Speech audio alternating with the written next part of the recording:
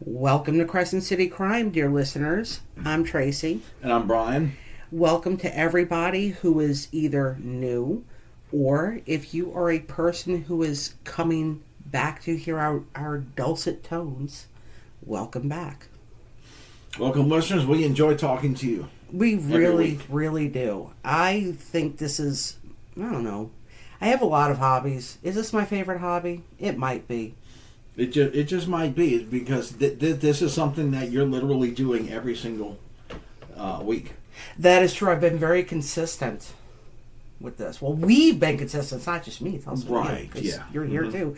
We have not. I mean, we might have missed a couple of weeks here and there, but you and I together have not missed an episode.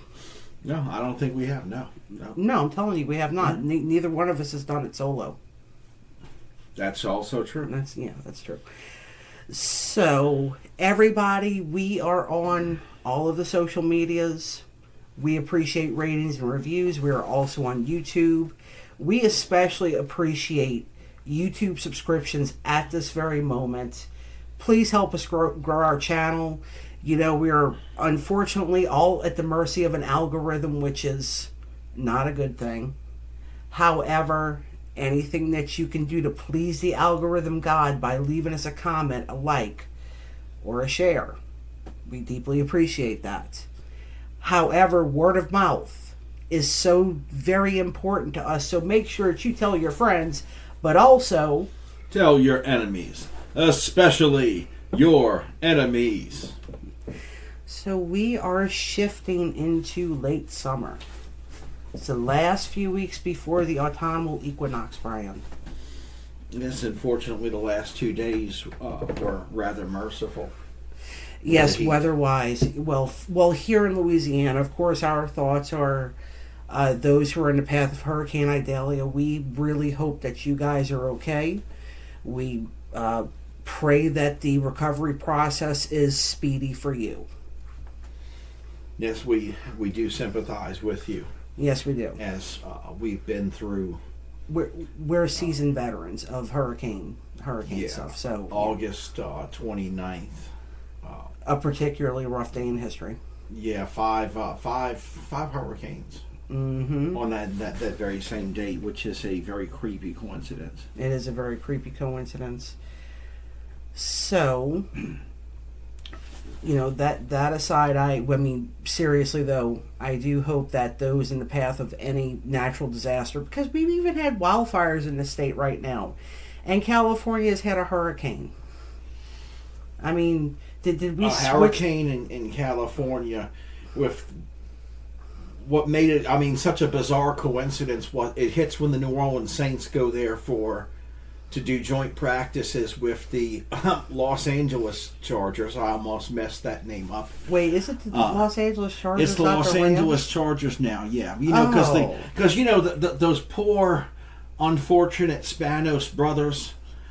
They only have a few $1 billion, and they had such troubles that they said they just can't afford to stay in San Diego. My heart goes out to the Spanos brothers, and it was such a life-changing and life-saving move for them to move to Los Angeles. I mean, truth be told, okay, now we have Saint season tickets, and as blue-collar Saints football fans. Blue-collar means that we do not sit in the suites. Right, we sit in level 600. Area sit 612. Row 20, though, although we previously on row 38, we managed to move up a few years ago. But anyway, that's the last thing we want to hear, and I'm sure we're speaking for a lot of blue-collar football fans. The last thing we want to hear is multi-billionaires crying about what they can't afford to do. Okay? I mean, get real. real. Just feel compelled to point out that there are plenty of cities who have managed to keep their teams. Yes. Okay, and I mean, including New Orleans, and you know, New Orleans is not as wealthy of a city as San Diego is, but the Saints have managed to stay here. Yes. So, and that, you know, hurricane follows the New Orleans Saints. Yeah. To to Los Angeles. Okay, so that's what made it such a bizarre coincidence. Yes, and we have wildfires in like the northwestern portion of Louisiana. Very sorry to hear that. If anybody in that part of the state is listening to us, again, I hope that your recovery process is quick. I really do. And this includes, I hope that the like the trees and the grass and whatnot, I hope that can be revitalized as well. Yes, and of course, I mean, the dry climate in Louisiana because of our drought, which is unusual for us. Yeah, very unusual this time of year because this is the monsoons when we get rain like crazy. But people are blaming the dry climate for this. But truth be told, a statewide burn ban was instituted. As in, don't burn trash, don't burn foliage that you have trimmed. And also, I just need to emphasize this as well. If you are a smoker, do not be throwing your cigarette butts, your lit cigarette butts or lit marijuana butts or whatever into dry grass. Put the burning part out, put it out, and put it in the trash can. Extinguish it underwater if you have to. Rub it out, whatever. But don't throw your freaking cigarette butts around right now. Just don't do it. Yeah, or even a bag. Now, I keep a bag in my car that I put trash in. Extinguish it, just put it in that bag. Right. It's not going to light your car on fire. Yeah, and I'm saying this as somebody who does smoke things. So I'm just going to leave it at that. I smoke things. But I've been careful lately about where I've been throwing my butts. Mm-hmm. Yep. All right. And as far as the criminal aspect of this, yes, warrants for arrest have been issued in various parishes for individuals who have been discovered to have been responsible for lighting these marsh fires. Yes, and I also want to point out something that I read earlier today that is this ties into what we were just talking about and also ties into our topic today. So, when government is seen as efficient and when people can trust their government and trust their community, this is something that authoritarianism does not like. They want you to distrust everybody except for them. Yes, and authoritarianism, which of course is tied to fascism, relies upon desperation. It does. Desperate times to where people are just so desperate and so downtrodden that they will resort to anything, and you have this cult, and you have a cultive personality emerge to take advantage of it and tell these people what they want to hear in order to gain their trust and empower him. And it's usually a him I'm talking about. Whether it's Joseph Stalin, Adolf Hitler, Pol Pot. Kim Jong-il. Yeah. Kim Jong-il. Yeah. Kim Jong-un. Kim Jong-un. And there was one. Who are you thinking of? Chairman Mao. Oh yeah. Right. Yeah. Yeah. Chairman Mao, I believe. Somebody can correct me if I'm wrong here, but I believe he was the leader of I know he was the leader of China, but I believe he was the one that ordered, I think it was sparrows to be killed, like all the sparrows in China. Yeah, the man was a butcher. But my point is that imagine what would happen if he did not have birds. I mean, that's exactly what happened. All the insects came. Mm-hmm. Swarm the crops, etc., etc. Yeah, I don't want to really get into the details. Like, for example, Joseph Stalin even made a similar blunder involving agriculture. Yeah, what did he? Whereas he he listened to someone who was looking to acquire power, and was kissing up. He was someone who knew very little about agriculture, and who was kissing up to Joseph Stalin. He told lies about this prominent agriculturalist who actually knew what he was doing, and Joseph Stalin took his advice, and it was to the detriment of the Russian people at the time. It caused a famine. Yeah. Okay. That's kind of a brief synopsis of this story. Of this story. Yes, and the unfortunate agriculturalist wound up taking the fall for the entire thing. Yeah. Well, died in a gulag. Well, groupthink is dangerous. There are many, many examples of this, both historical and fictional. But today, we are talking about the historical. Brian, it is very close to your birthday month. In fact, when this episode airs, it's going to be August 31st.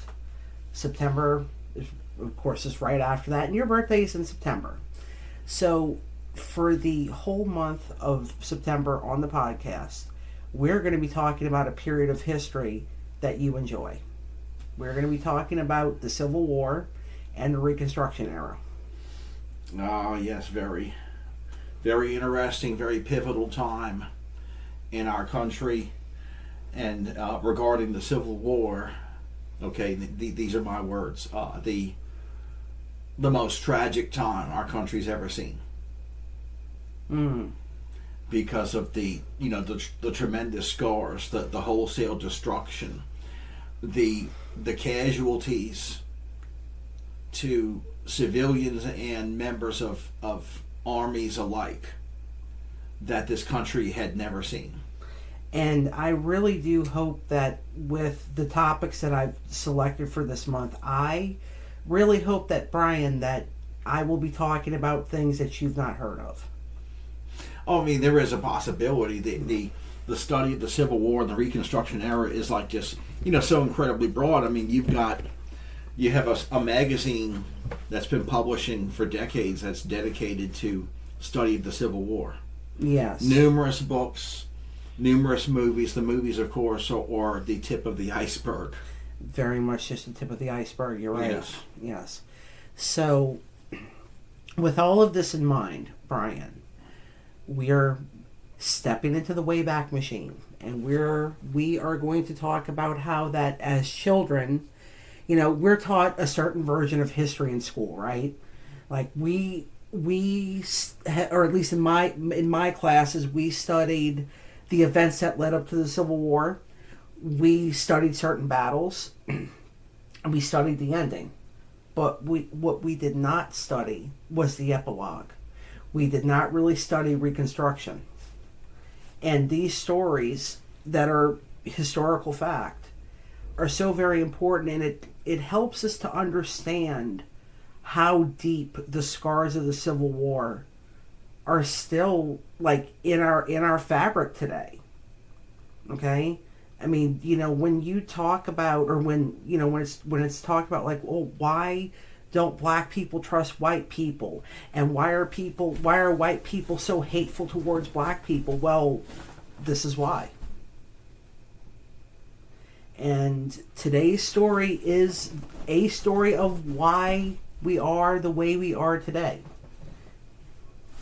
So, you ready, Brian? Ready. Okay.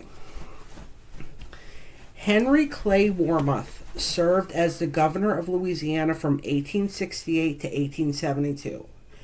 And during his term, he struggled to maintain political balance within the state, which, of course, was a challenge, right? You're at the end of the Civil War. You have a lot of people who are very bitter, too. Remember that. There are people in the South who were incredibly angry about losing the Civil War. Yes, quite true. Although the Louisiana didn't lose as much as other states did, because there really wasn't much of any fighting in Louisiana. New Orleans only saw a naval battle when Admiral Farragut took New Orleans, okay, from the sea, okay.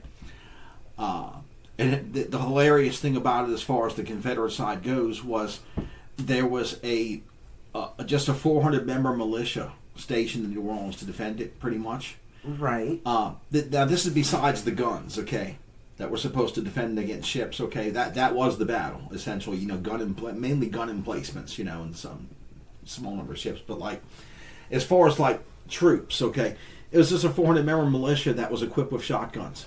Well, what if I told you, Brian, Mm-hmm. that Louisiana actually saw the majority of violence during Reconstruction? Oh, yes. Yes. Oh, yeah, and one of the reasons for that is because essentially, for all practical purposes, Louisiana, New Orleans in particular, the government and the infrastructure was intact during the Civil War and after the Civil War, you see. So there were people and organizations who were ready to resume the struggle politically or in the streets, violently if necessary, you see. So they were, although they were under occupation, okay, this was an occupation that was, say, similar to Paris, okay, in that everything was intact. Right. You see, pretty much. One of the things that Henry Clay Warmoth did, he appointed a black Union veteran named William Ward as commanding officer of Company A, 6th Infantry Regiment, Louisiana State Militia. This militia was to be based in Grant Parish to help control the violence in the area. William Ward was born a slave in 1840 in Charleston, South Carolina, but he had learned to read and write as a valet to a master in Richmond, Virginia. In 1864, he escaped, and he went to Fortress Monroe, where he joined the Union Army and served there until the end of the war. In 1870, he came to Grant Parish, where he became active amongst local politics. And after his appointment to the militia, Ward recruited other freedmen for his forces, and several of these freedmen were veterans of the Civil War as well. Yes. Mm-hmm. Now, also during this time, a number of freedmen and white candidates sympathetic to the cause of racial equality were elected to offices across the South. And this progress stirred up deep resentments amongst other Southerners who were bitter over the loss of the Civil War, and they were eager to once again enshrine white supremacy into law. And dare I say, this is still something that they're trying to do. They wanted to continue, and by whatever means they could, control, okay, over African Americans. Mm-hmm. You see, and not just African Americans, because I'm going to tell you, it doesn't just stop there. Like everybody, has at least heard of the poem. First they came for this group of people, but I didn't speak out for them because I was not in that group, and blah blah blah. And then they came for me. It's exactly what it is. It's not just going to stop at minorities. Okay. Yeah, then they came for me, and then I said, well, okay, if you're still looking for those people, they're out back. And then, so when they came to meet me out the back, they faced down a Mark 19 40 millimeter with high explosive dual purpose ammunition, and I mowed them down. No. Oh wow! quite the fantasy, but yeah, there's times where I missed up Mark 19, but that's another discussion. Okay.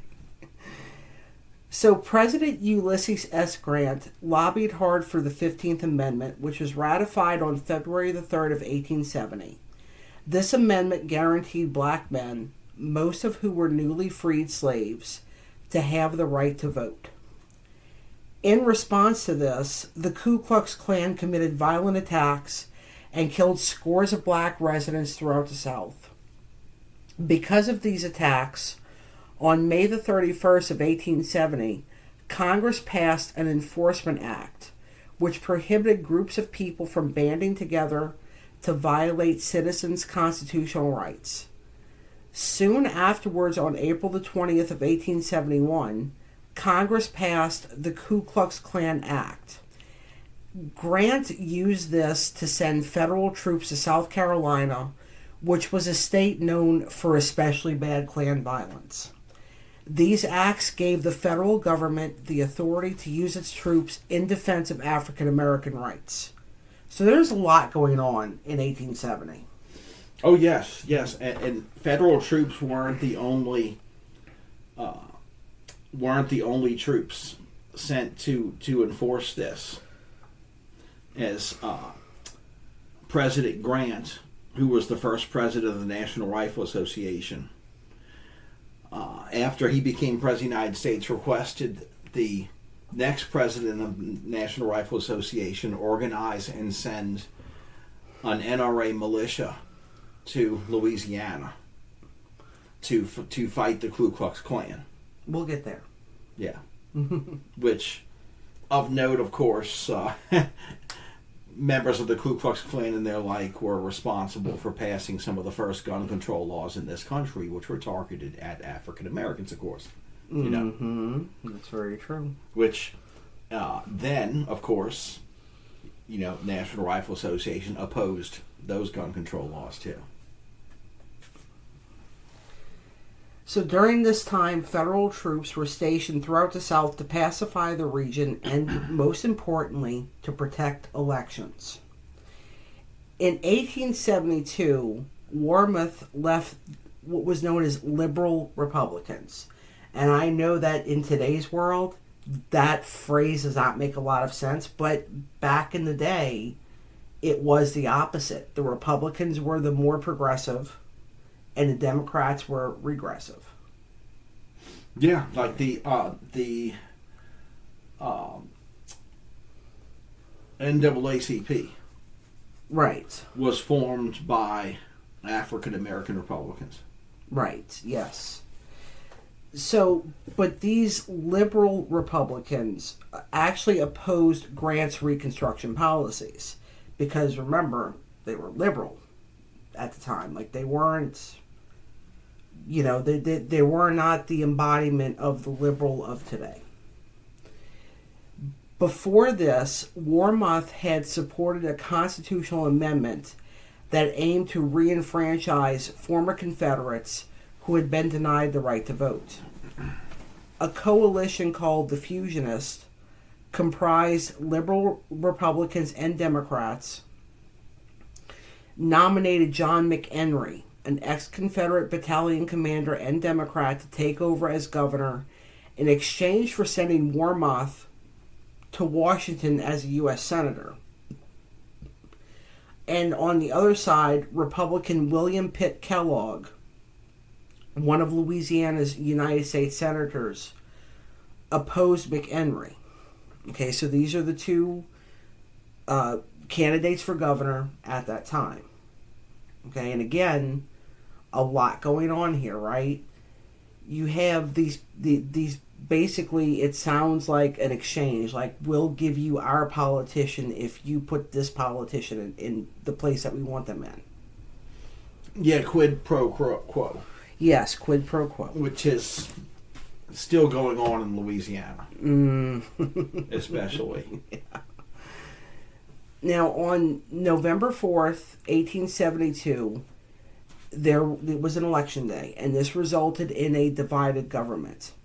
A returning board dominated by the Fusionists, which were the liberal Republicans and Democrats, declared McHenry the winner.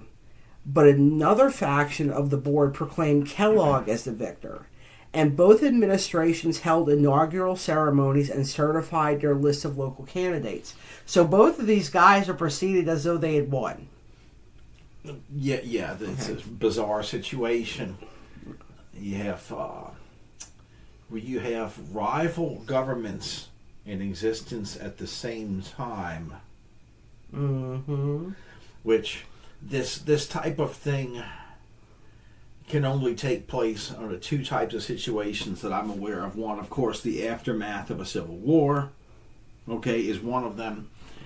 And countries that wind up completely reorganizing their governments upon a change of power, even in democracies.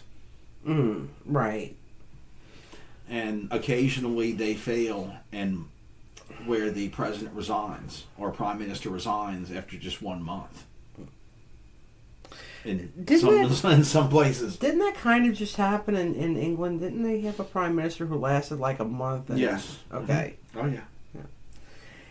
So, the 1872 Louisiana gubernatorial election was the second election to take place under the Louisiana Constitution of 1868.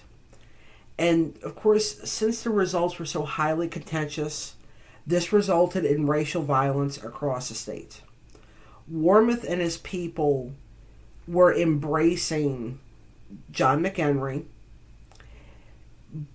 but what wound up happening was that Warmoth appointed parish registrars who made sure that the voter rolls included as many whites and as few black people as possible. A number of registrars changed the registration site without notifying black residents, and they also required black voters to prove that they were over 21 while knowing that former slaves did not have birth certificates. So they're really trying to go out of their way to screw people out of their right to vote. Yeah. Okay. Oh, yeah. Prohibition type of laws are geared towards controlling people. Mm-hmm. Yes. Prohibition is the opposite of empowerment. In Grant Parish, one plantation owner threatened to expel black people from homes that they rented on his land if they voted for Kellogg. You believe that? So, yeah. Yes, I do believe it, because many people in the South, and unfortunately, like Louisiana, Mississippi, Alabama, especially, okay, in the Carolinas, could not accept the result of the Civil War and just wanted to live the way they lived. Despite that, they didn't want to. These people actually did not, in their heads, they did not want to be Americans again. Mm-hmm. Of course, the fact that at that time your first loyalty was to your state, that didn't help matters either. Right.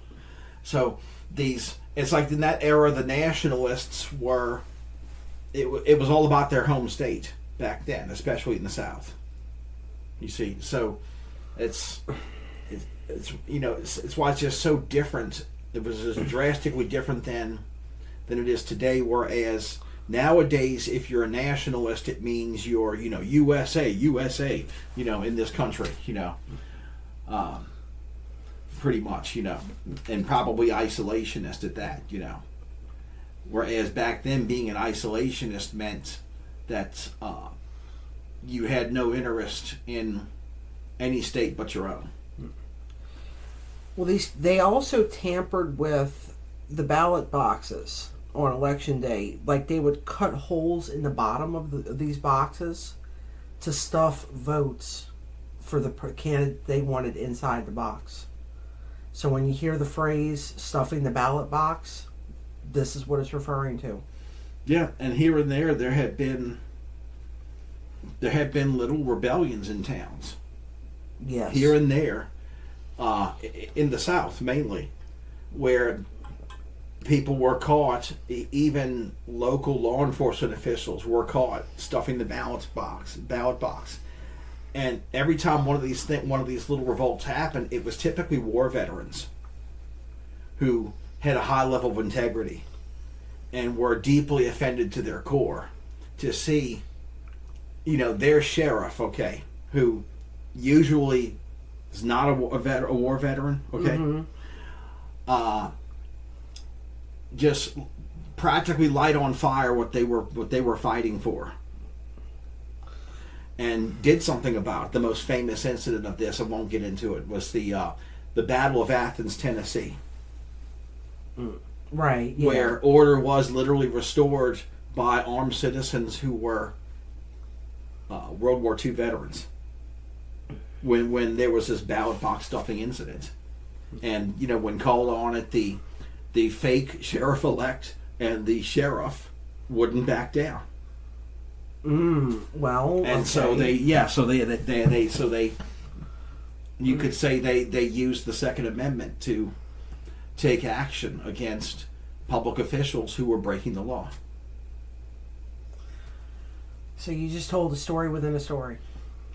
Yeah, yeah, oh yeah, pretty much, yeah. That is the gist of the story, yeah. But yeah, it's out there for you, internet, to read about. There's even a documentary on it, on the Battle of Athens. Well, as a result of the ballot stuffing, the Grant Parish fusionists claimed a landslide victory, even though black voters outnumbered white voters by 776 to 630. So, their little voter fraud worked. Yes, unfortunately, in the state of Louisiana, there has been quite a bit of voter fraud. And prior to the 21st century, it's worked to some extent. Mm-hmm.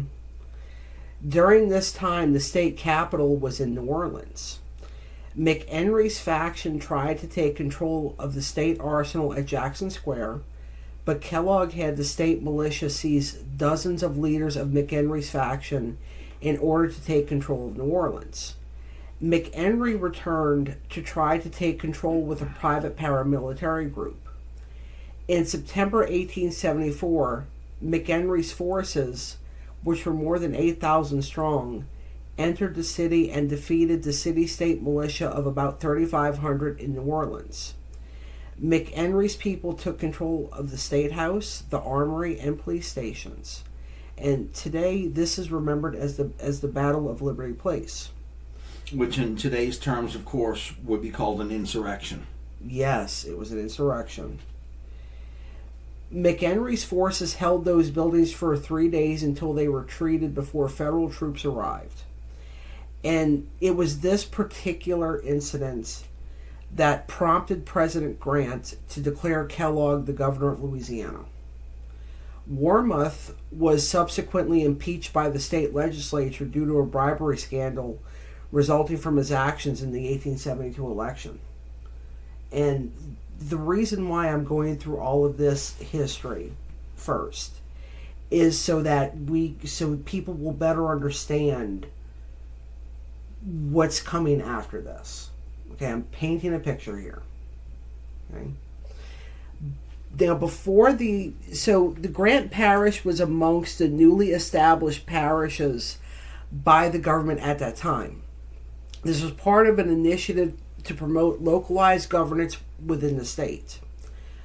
Originally, both the land and its inhabitants were owned by the Calhoun family, whose plantation had spanned beyond the borders of this emerging parish. The freedmen residing in that area had been enslaved on the Calhoun plantation. And this parish also encompassed the less developed hill country. Its total population was characterized by a slim majority of approximately 2,400 freedmen that were predominantly aligned with the Republican Party, and there were around 2,200 white residents who leaned towards the Democratic Party. So this was very decisive, just like today. It's like, that division. You see where it's really very strong in the past. Yes, it's unfortunate. It was tragic that these people, that these officials and these people backing them, empowering them in Louisiana, were still trying to continue the Civil War. Okay, and they forced President Grant, as a result, to continue the Civil War, which was really not what Grant was interested in, of course. Okay, Grant wanted to continue Abraham Lincoln's noble work of keeping the country together and putting the country back together. Right.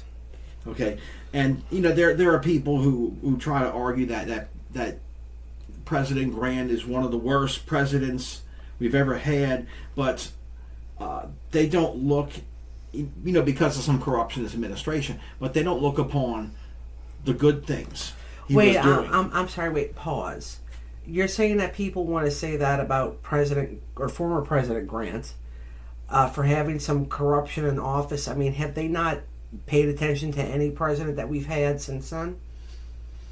There's been some level of corruption with every administration. I mean, let's see. Like in my memory, Bill Clinton, W, Trump, Obama, Nixon, Johnson. You know, come on, guys. Y'all can do better than that. Pick a worse president because there are quite a few. So, statewide political tensions were mirrored in the circulating rumors within each community as everyone feared that the opposing group would attack them without provocation. So these people were, you know, if you were a black person, you feared that the Klan was going to come burn your house down. If you were a white person, you feared black people just because, you know, you were taught to. Yeah. Yeah. Because you were taught to fear a culture you had no comprehension or understanding of. Now, before, and we're going back into 1873, okay? So before Kellogg was actually declared the governor, Warmoth issued commissions to Fusionist Democrats Alphonse Casabat to serve as a judge for Grant Parish, and for Christopher Columbus Nash to serve as sheriff of Grant Parish. Nash was a Confederate veteran, and as an officer, he had been held for a year and a half as a prisoner of war at Johnson's Island in Ohio. Casabat and Nash took their oaths of office in the Colfax courthouse, which is in Grant Parish, on January the 2nd, 1873. They dispatched the documents to Governor McHenry in New Orleans. William Pitt Kellogg issued his own commissions for Grant Parish. He appointed Robert C. Register for judge and Daniel Wesley Shaw for sheriff on January 17th and 18th.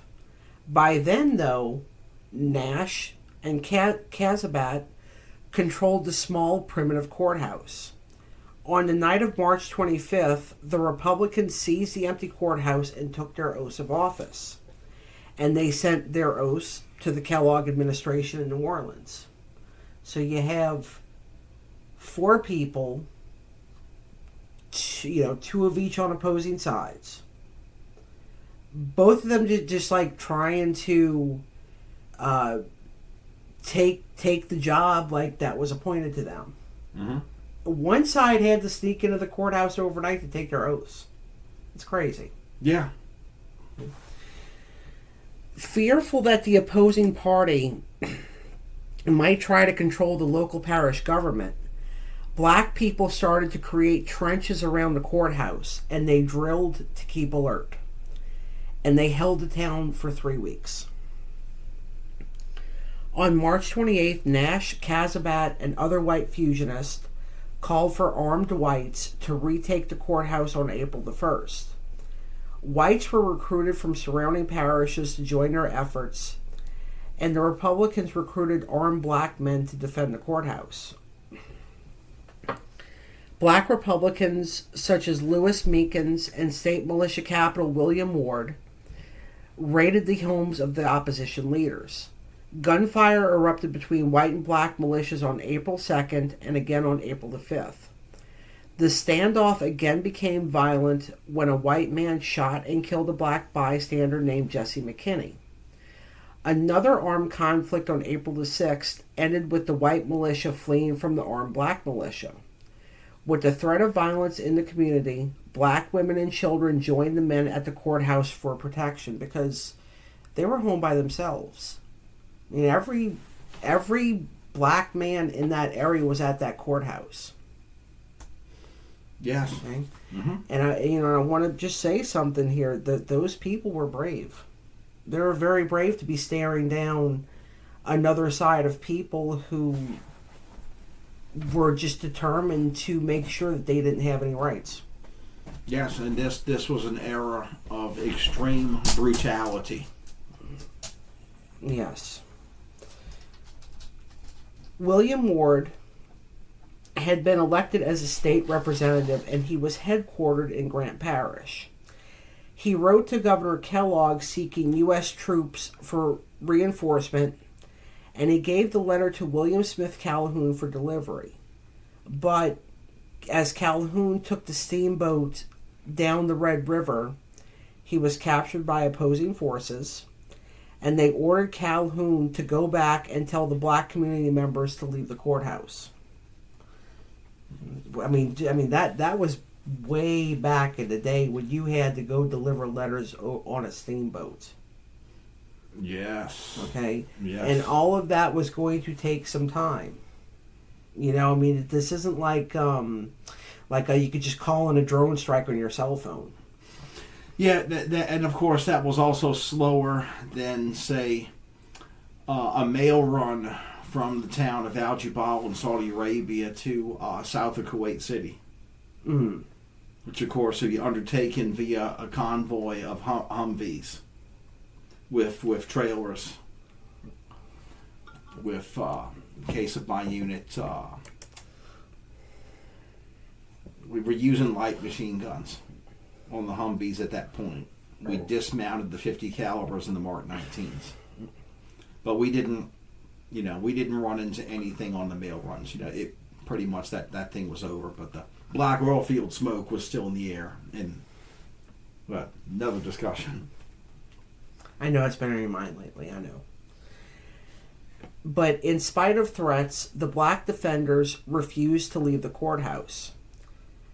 Christopher Nash contributed to the rumors that black men were preparing to kill all the white men and take the white women. And of course, the newspaper in New Orleans at the time, known as the Daily Picayune, were all too happy to distort the events even further by claiming that black people were committing fearful atrocities in Grant Parish. They didn't say anything about white people just shooting black people. Right, fear-mongering. Yes. Of course. And of course, this news attracted even more white men to join Nash in Grant Parish. And, you know, many of these people were experienced Confederate veterans. They even acquired a 4-pound cannon that could fire iron slugs. And this cannon was bought in by a Klansman named Dave Paul, who said, and I quote, "Boys, this is a struggle for white supremacy." So we see what this was really all about. Back then, they didn't mince words. Back then, if you were for white supremacy, you came out and said it. That you were literally for white supremacy. Not like these days, or even during the 80s or the 90s, where white supremacists will just deny that. Or they'll talk in code, or right. they'll think that certain symbols mean things. And if you make a certain hand gesture to another person, it could mean that you're both secretly racist. Yes, and one of the horrible things that was going on with, I would say the most horrible thing that was going on with race relations, okay, and that was causing much of this was the fact that many of these former Confederates in Louisiana were blaming African Americans, okay, for everything that was going wrong. Mm-hmm. But really, they didn't want to talk about how the losing side of a civil war, in any country is going to go through bad economic times after that civil war ends in any country where this happens. Okay, so but of course to empower themselves, to give themselves power, they blamed African Americans for everything that was wrong in Louisiana. Talk about gaslighting. Yes. Now, William Ward, even though at the time he was suffering from tuberculosis and rheumatoid arthritis, he himself took a steamboat river to New Orleans to seek armed help directly from Kellogg. So he was not there for the events that I'm about to talk about, or that we're about to talk about. The incident began when Judge Kazabat instructed Sheriff Nash to intervene in what he described as a riot. Nash responded by assembling a force of more than 300 armed white men. These men were joined by experienced officers from the neighboring parish of Rapids, Wynn, and Catahoula. Most of Nash's forces were mounted on horseback and they were armed with rifles. Despite this conflict, Nash did not move his forces towards the Colfax courthouse until noon on Easter Sunday, and this was April the 13th that year. Mm-hmm. His primary directive was to remove the defenders of the courthouse. However, his demands were met with resistance, and Nash issued a stark ultimatum. He gave women and children who had gathered outside the courthouse a mere 30 minutes to evacuate the area. After they left, the violence erupted. Gunfire echoed through the streets of Colfax as a fierce confrontation unfolded. Remarkably, at the beginning of this initial phase of the conflict, there were few casualties. But the situation escalated when Nash's paramilitary group maneuvered the cannon behind the courthouse. And, of course, this scared the hell out of some of the defenders. They panicked, and many of them tried to evacuate. Around 60 defenders sought refuge in the nearby woods, and they even jumped into the river to escape. But Nash wasted no time pursuing these fleeing black Republicans. His paramilitary group relentlessly hunted them down. This resulted in the deaths of most of those who had tried to escape, and as the violence continued, Nash's forces resorted to extreme measures, including setting the courthouse on fire. Desperation led some of the defenders to display white flags as a symbol of surrender. There was reports that one was made from a shirt, the other one was made from pages of a book. The shooting momentarily ceased, and Nash's group cautiously approached, calling for those inside to relinquish their weapons and exit the building. But what comes next is still a subject of historical dispute. White versions, so like white people versions of this report, claim that a man named James Hadnot was shot and wounded by someone from within the courthouse. But in contrast, the black version of events painted a different picture. This version suggests that men inside the courthouse had been stacking their guns to surrender when the white men approached, and Hadnot was shot from behind by an overexcited member of his own group. The aftermath of this shooting marked a turning point in the tragedy. The white paramilitary group reacted with a wave of mass killings of black men. Okay, this was, again, it's a massacre. It turned into a massacre. This disproportionate violence resulted in the death of more than 40 times as many black people as white people.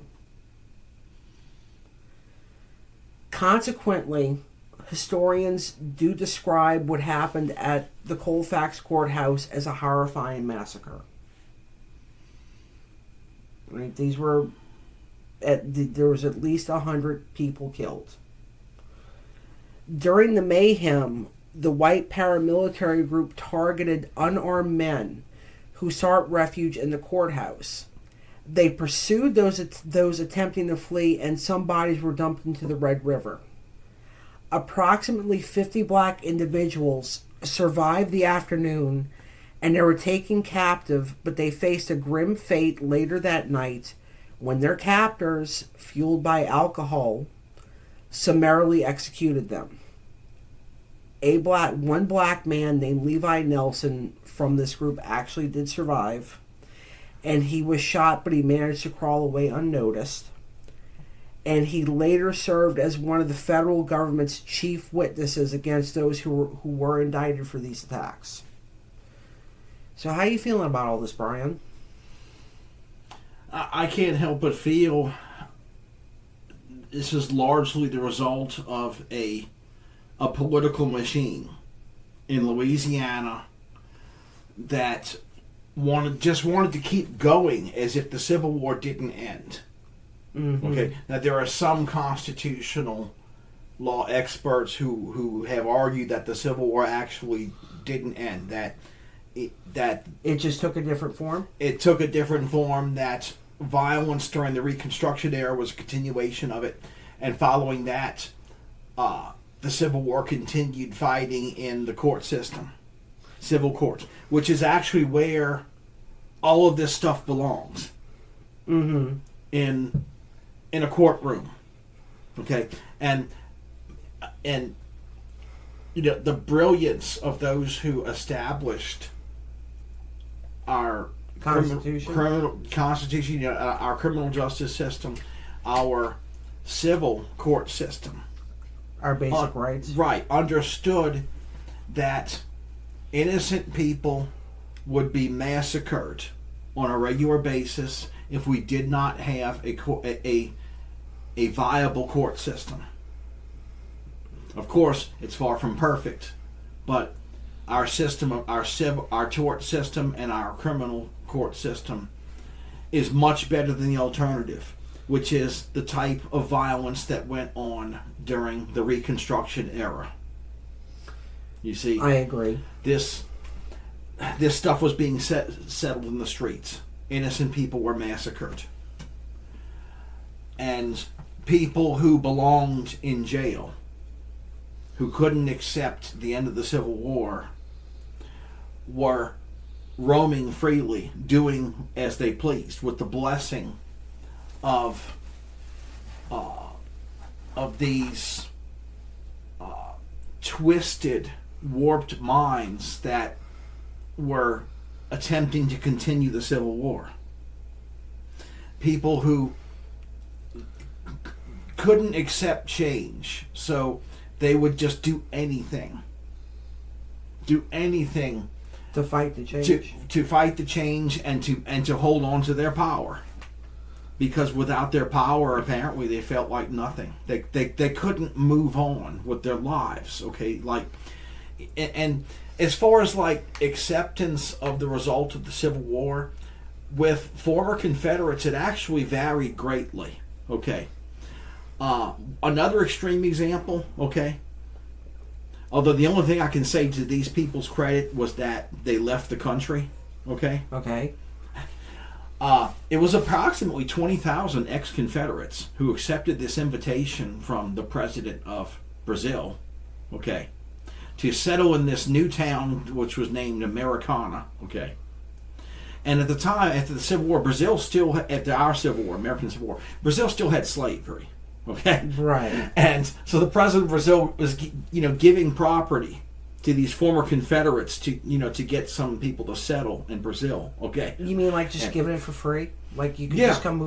They were former Confederates. Wow. Who were invited to, and so about 20,000 former Confederates moved to Brazil, where they could purchase slaves, and they were given free property. Interesting. Okay. Yes, and I didn't know that. And here's another irony. Okay. Like, for example, former General Robert E. Lee publicly condemned them for leaving the country and just continuing on this fallacy, okay, and essentially, for example, like General Robert E. Lee himself, okay, he rejoined the country, and he went on to teach at a university. He became an American again. That's just one good example, okay? The General P.G.T. Beauregard from Louisiana, okay? He actually tried to mend fences between the Republican Party in Louisiana and the Democrats, and had actually argued that giving free men of color the right to vote would actually help the two parties to work with each other and build Louisiana. Unfortunately, Beauregard did not get his way. Yeah, unfortunately. Yeah. And it was like after the Civil War, Beauregard was a civil rights attorney for a period of time. So he transitioned. You see, even General P.G.T. Beauregard knew the fight was over with. Okay, General Lee. Okay, all right, knew the fight was over with. Okay, so the arguably the most the individual from the Confederacy who was most admired of anyone from the Confederacy, General Lee. Even General Lee knew the fight was over with and moved on and wanted to be an American again. Okay, but ironically, very hateful and bitter members of the Ku Klux Klan, which of course hate and bitterness is their bread and butter. It's their middle name. Yeah. They live to hate and they hate to live. That's a okay. They hijacked the battle flag from Lee's Army of Virginia, okay, and turned it into a symbol of hatred. That endures to this day. Okay, General Grant's rolling in his grave because of this. Okay, so it's such a strange irony how these horrible bigots, they claim to admire General Lee, but they have no idea. They really have no idea who General Lee was as an individual, or Beauregard for that matter. Right. But what you were just saying reminds me a lot, and yeah, it reminds me a lot of that Deep Space Nine episode Valiant, where Jake is like, "Well, my dad would never attempt to take out a Jem'Hadar ship by himself like this." And you're going to try it? And then they get mad and they say, well, we're Red Squad. We can do anything. I mean, that's the perfect parallel here. It's because the exact same attitude, yes. The dangers of groupthink. Okay? So these horrible bigots who couldn't let go of power refused to understand that the fight was over and that it was unwinnable. And they couldn't move past it. So, well, good riddance. They're dead, fortunately, but go ahead. Well, in the meantime, William Ward had reached Governor Kellogg, and Kellogg took action in the wake of this horrifying violence. He dispatched state militia colonels Theodore Decline and William Wright to Colfax, and their mission was twofold. They had to arrest 50 white men involved in the incident and install a new slate of parish officers to restore order. Upon arriving in Colfax, Decline and Wright encountered the charred ruins of the courthouse and discovered many bodies with gruesome injuries, such as gunshot wounds to the head and neck. Surviving black individuals informed Decline and Wright that they had dug a trench around the courthouse to protect it from what they perceived as an attempt by white people to steal an election. They claimed that they were attacked by white individuals armed with rifles, revolvers, and a cannon. When the black defenders refused to leave, the courthouse was set ablaze and they were mercilessly shot down. While the white paramilitary accused the blacks of violating a flag of truce and of rioting. The black perspective countered that these claims were untrue. Instead, they accused the white assailants of marching captured prisoners away in pairs and executing them by shooting them in the back of the head, which is incredibly cowardly. Yes, very cowardly, considering that they, in their minds, that they were continuing the Civil War. Of course, they were committing war crimes. They were committing war crimes. These are atrocities, to say the least. So the next day, some of Governor Kellogg's new police force arrived from New Orleans. And then several days later, 2 companies of federal troops reached Colfax. They embarked on a mission to identify white paramilitary members, but many had already fled to Texas. Yes. Well, now I mentioned the most extreme example. People, people, if you call them that, filthy scumbags deserting their country, committing yet another act of treason, fleeing to this town called Americana in Brazil, okay, to continue this like discussion, this farce, okay. Oh, okay. But yeah, they were Confederates who fled to other parts of the country, although the ones who fled out west, many of them were just simply looking to make a new life for themselves.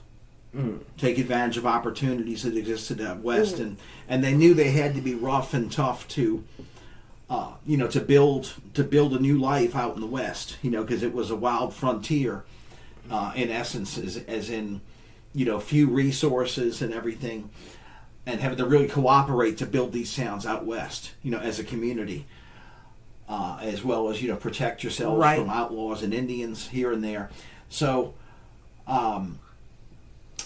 They were prepared for it because they'd just gone through this war, right? And so these were former Confederates who they weren't looking to continue this fight. They knew it was over. The ones who went out west, they knew the fight was over with. Unfortunately, it seems too many of the ones who stayed in the South just totally disregarded General Lee when he said it was over, and decided, well, we're just going to keep going because we cannot possibly bring ourselves to get along with people we don't understand of a different culture, and we're going to continue fearing them and hate mongering and fear mongering because we still want control of these people, and of course some of them are a bunch of psychos who. And a small number of them were very likely a bunch of psychos who enjoyed killing during the Civil War. And so they got to do that, too. All right. Yeah, side note, yes, Virginia, it's true. There's a small handful of combat veterans out there who joined the military so that they could kill people. Yes, we've had that discussion before. I mean, not on this podcast, but you and I have had that discussion before, yes. All right, so the officers filed a military report in which they identified by name 3 whites and 105 black people who had died during the tragedy. That's such a disproportionate number. 105 people died. 105 black people died, and only 3 white people died. And that tells me a lot, too. That tells me that those reports of people being shot in the head, execution style, were probably true. Yeah. What that tells you is that these African Americans were trying to participate in the new government in good faith, but were taken advantage of in a very cold-blooded fashion, by murdering bigots. Yeah. So the savage nature of these killings were also noted, and this, of course, suggests that the situation was out of control. And this was caused by people who, like Brian said, people who probably enjoyed killing. Yeah, some of them, many of them had joined the Klan. Yeah. Mm-hmm. Now, one haunting aspect of the Colfax massacre is the uncertainty surrounding the exact number of casualties. 2 United States Marshals who visited the site and conducted burials reported 62 fatalities. A military report submitted to Congress in 1875 identified 81 black men by name who had been killed. And additionally, this report estimated that between 15 and 20 bodies had been thrown into the Red River, and another 18 were secretly buried. So this brings the total to at least 105 casualties. So that's how they arrived at that number. Yeah. And yes, I'm going to bring the Nazis up again here. Okay. before the Nazis even existed, of course, this is an example of what a group of psychotic, bigoted, racist, white supremacist type of individual, fascist type of individuals. This is what they do. They massacre people who they feel threatened by and just hate and want to blame for all their problems. They massacre them and they bury them in mass graves. And this is all throughout history too. It's not just the Nazis who did this. Yeah. It's not just people in the South who did this. These kinds of stories are all throughout history. Yeah, and it's like what you just described. It's reminiscent of what was to come in Eastern Europe during World War II when the Holocaust actually began, when the Einsatzgruppen death squads, which followed, the Waffen-SS army close by, would massacre Eastern Slavs in various countries like Hungary, just to name one, and toss them in mass graves. This was before the death camps. Yeah, that is it is an unfortunate part of history all over the world, wherever it happens. Historian Eric Foner, a specialist in the Civil War and Reconstruction, aptly characterized the Colfax Massacre as the bloodiest single instance of racial carnage in the Reconstruction era. This tragic event taught numerous lessons, including the extreme lengths to which some opponents of Reconstruction were willing to go in order to regain their accustomed authority. Amongst black communities in Louisiana, the incident left a lasting and grim legacy. Yeah, the legacy of genocidal maniacs. In the aftermath of the Colfax Massacre, the nation's attention was drawn to the shocking events. James Roswell Beckwith, the United States Attorney based in New Orleans, urgently dispatched a telegram to the United States Attorney General sounding the alarm about the massacre. This act catapulted the Colfax tragedy onto the front pages of national newspapers. This massacre captured the collective consciousness of the country from Boston to Chicago. So this was all over. Like, all these major cities read about this. They knew about this. So this was not something at the time that was hidden. No, and when you're talking about reaction up north, yeah, at that time, yes, the racism was alive and well up north, okay? But it wasn't necessarily on the level of genocide. Right. So, in the wake of the massacre, various government authorities launched extensive efforts to apprehend members of the white paramilitary groups responsible for the violence. These efforts culminated in a total of 97 men being indicted for their roles in the tragedy. However, it was James Roswell Beckwith who took the lead in bringing charges against 9 men, ultimately bringing them to trial. The charges were related to violations of the Enforcement Act of 1870, which was the legislation designed to provide federal protection for the civil rights of freedmen as guaranteed by the 14th Amendment. It aimed to safeguard these rights against actions taken by terrorist organizations, including the Ku Klux Klan. The trial of these 9 men unfolded in 2 stages in 1874.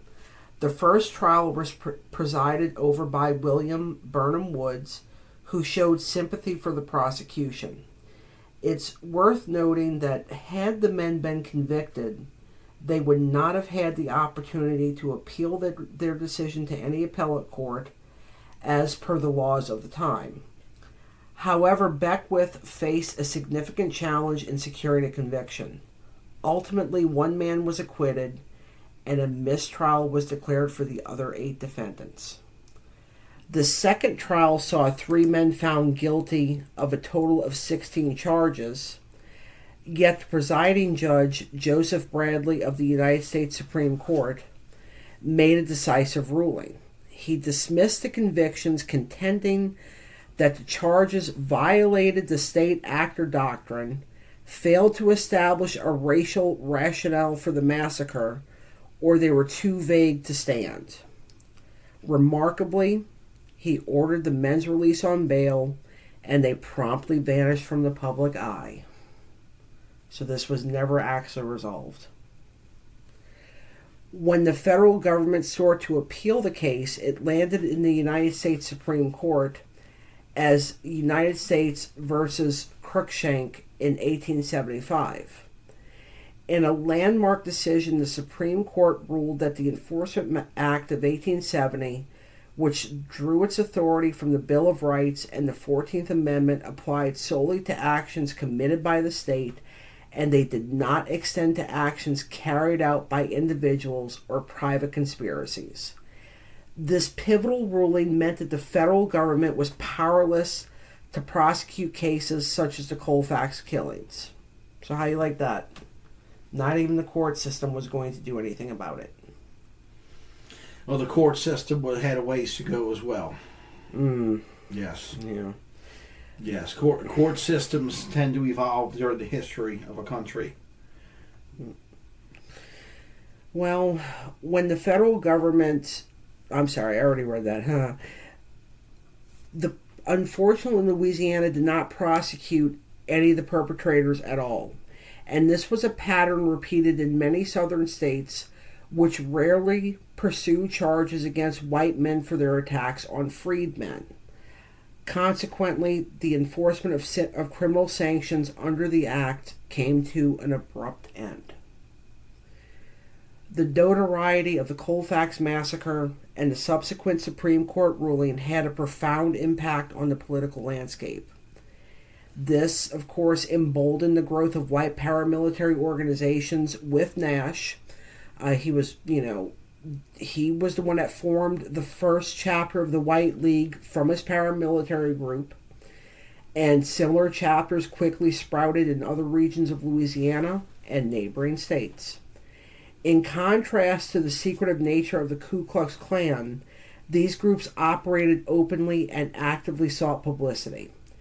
One historian aptly described them as the military arm of the Democratic Party. These paramilitary organizations included the infamous Red Shirts in South Carolina and Mississippi. They employed violence and murder to terrorize leaders amongst the freedmen and white Republicans. Their tactics also aimed to suppress voting amongst freedmen during the 1870s, and black American citizens had limited recourse against such brutality. So, you couldn't go to the police, you couldn't go to the courts. You had to defend yourself. You had to hide. I might have brought this up on this podcast before, but I have a friend of mine who, her uncle was a person, my friend is black, and her uncle was a person who would stand on top of his roof at nighttime in order to get Klan members who might be coming to get his family. Yeah, there were several instances. I mean, going well into the 1960s, where families of African American Republicans were taking up arms and literally defending their homes against violent members of the Klan and other ilk, other scumbags. So, a chilling example occurred in August of 1874 when the White League forcibly removed Republican office holders in Coshada, Louisiana, which is in Red River Parish. We are familiar with Coshada. Tragically, they assassinated 6 white individuals before they could leave the state, and they killed between 5 and 15 freedmen who were witnesses to these acts. And 4 of the white men killed were related to the state representative from the area. So they didn't even care if they were killing family members of powerful people. And these acts of violence intimidated voters and office holders and ensured that white supremacists could gain control of the state legislature in the pivotal 1876 elections. And ultimately, these tactics contributed to the end of Reconstruction in Louisiana. And this leads to where we are today. It sure does. And I've come to the conclusion that, sad as it is, that for the most part, Louisiana moved out of the Reconstruction period by virtue of the worst people in the state simply dying off. Yeah, we're barely even limping along now. Well, we have come a long way. Mm. But this, this is a glimpse back into a very horrific past. And this is one of the reasons why we do this podcast. Because this information should not just sit on a Wikipedia page, for example. Yes. Okay? Yes, exactly. This is, we both took Louisiana history class. I was never taught this in Louisiana history class. Were you? Not to this extent. Yeah, not to this extent. No. It was my last Louisiana history class. Well, I believe it was in 8th grade. Mm-hmm. Yeah, that sounds about right. And it was that all-white snake pit in Jefferson Parish called Heritage Academy. Oh yeah, the school you went to. Yeah. Yeah. Yes. They taught a sanitized version of Louisiana history, especially with regard to Reconstruction. Mm-hmm. Did they ever tell you how Reconstruction ended in Louisiana? Because I'm gonna be honest, I don't remember. I didn't really know how Reconstruction ended in Louisiana until I was looking this up. This very topic of the Colfax Massacre, I believe I only kind of knew about it because I think I saw a post on Facebook about it, or was it a news article maybe, that I saw somewhere. Point is that nobody I know has ever actually said this to me. This was something I had to randomly stumble on. Yeah, this particular history is one of the reasons why even today, I mean, this ripple effect where you have members of the African American community who are afraid of white authority figures. Gee, I wonder why. Yeah. Could this be why? It has a lot to do with it, yes. I was being sarcastic. Oh. Yeah. I was being sarcastic. I know why. And I say this as a white person, sometimes I look at history of things that have happened because of white people and I'm like, oh shit. That was pretty bad. Yeah, because of white people who could not embrace and accept cultures different from theirs. Now, of course, yes, even during the Reconstruction period, yeah, there were several white Republicans and even white Democrats who did embrace the African American community.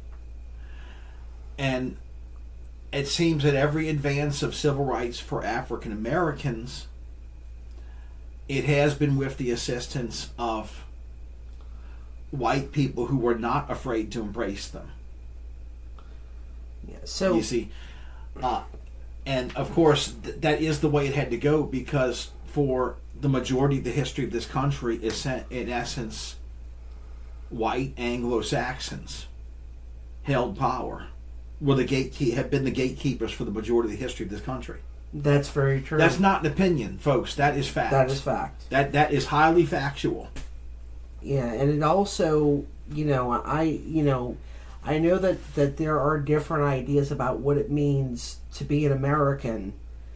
For me personally, it means that it's right there in the Constitution. We should all be enjoying these rights. We should all be allowed to embrace our diversity. And I want to say without fear. I'm sorry. Go ahead. Yes, and I want to say this as a proud Marine Corps veteran of war. Okay.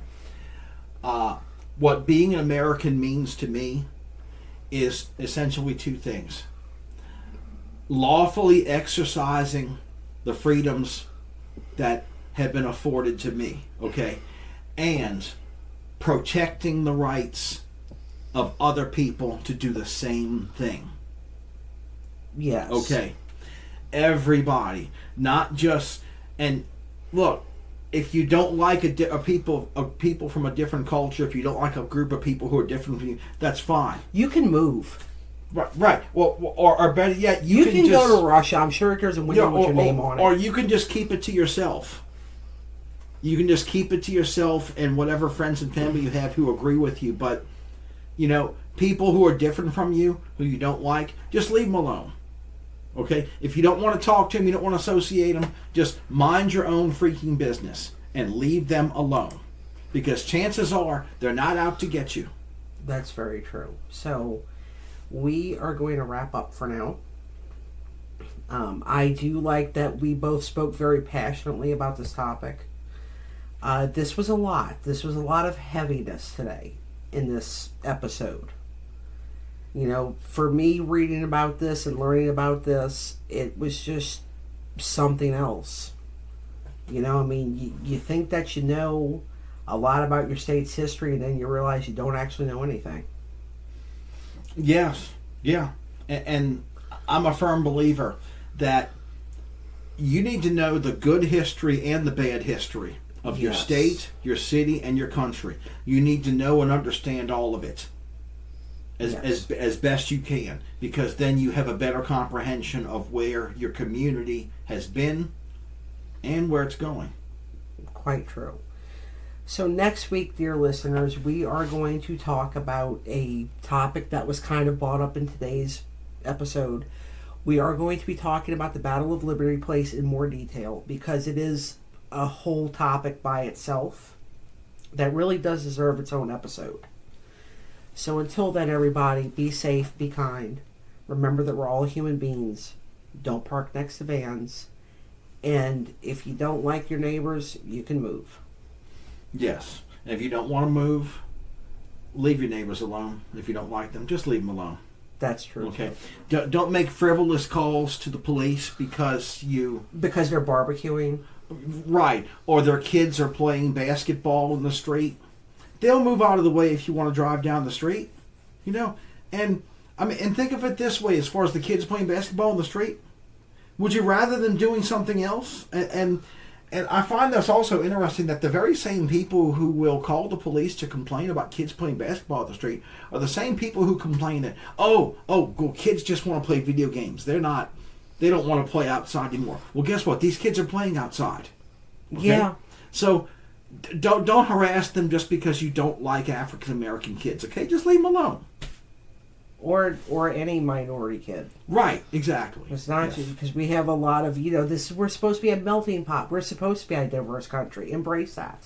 Yes, embrace it. Like New Orleans has a rising community of East Indians now. And, over the course of, making my way around the city, okay, I encounter many of them, and, the first thing I do when I see them, I smile. I smile and I nod my head. And sometimes I get astonished looks from them, Well. But, it's a good thing. Embrace people who are different from you. And you'll be surprised at the result.